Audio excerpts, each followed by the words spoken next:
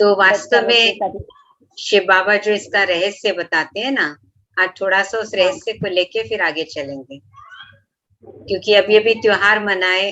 भारत को कहते ही है त्योहारों का देश, लेकिन त्योहार हम हर साल मना लेते हैं। अब अगले साल फिर आएगी रक्षाबंधन, फिर जन्माष्टमी आएगी, फिर मना के हम पूरा कर देंगे। तो आप सोचो, रक्षाबंधन जो है वास्तव में प्योरिटी का प्रतीक है, पवित्रता का। नहीं तो रक्षा और बंधन दो शब्द आते हैं ना, कि ऐसा बंधन जिस बंधन में बंधने से हमारी रक्षा हो जाए। अभी आप म्यूट कर सकते हैं, नहीं तो डिस्टरबेंस आएगी। आप रेनू और अनीता म्यूट कर दीजिए। तो रक्षाबंधन एक ऐसा बंधन है जिस बंधन में बंधने से हमारी रक्षा हो जाए। अब कोई भी बंधन में बंधना नहीं चाहता जीवन में कभी भी, लेकिन ये एक ऐसा बंधन है जिस बंधन में हर एक बंधना चाहता है। किसी भाई की बहन नहीं हो तो सोचता है काश आज के दिन मेरी कोई बहन होती तो मेरी कलाई सुनी ना रहती।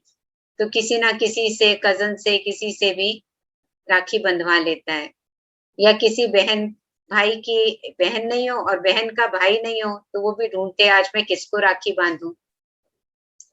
तो वास्तव में ये भाई बहन के पवित्र नाते का प्रतीक है, क्योंकि सबसे ज्यादा प्योरिटी भाई बहन के संबंध में होती है। बहुत सारे रिलेशन है हमारे, माता पिता का रिलेशन, दोस्त का रिलेशन, पति पत्नी का रिलेशन, माँ बच्चों का रिलेशन, लेकिन सबसे ज्यादा पवित्र संबंध भाई बहन के संबंध को माना जाता है। तो उस प्योरिटी की निशानी है। इसलिए जब रक्षाबंधन का त्योहार शुरू हुआ था तो ये पंडित लोग यजमानों को मौली बांधते थे।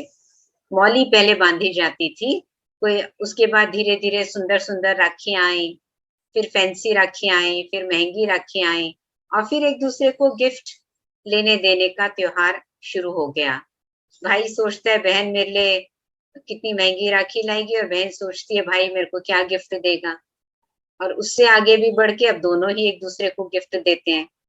तो एक फॉर्मेलिटीज और एक आदान प्रदान, इन्हीं चीजों में अटक कर हम रह गए हैं।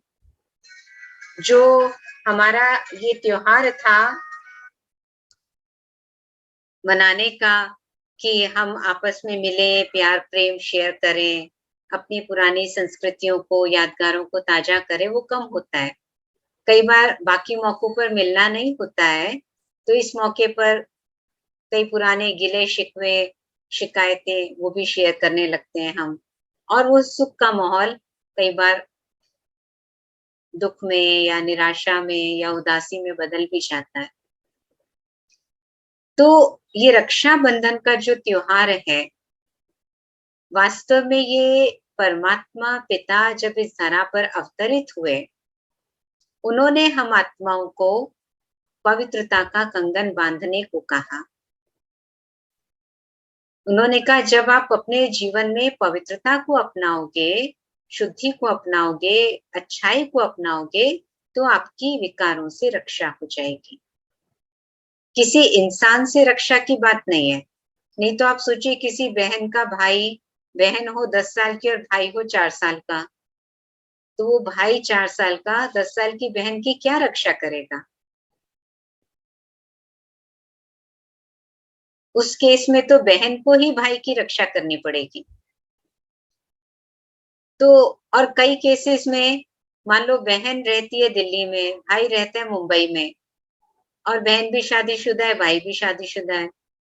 तो अब बहन को अगर रक्षा की जरूरत होगी तो भाई दूसरे शहर से तो नहीं पहुंचेगा ना उसकी रक्षा करने, जरूर उस समय उसका पति या जो भी साथ में है वो रक्षा करेगा।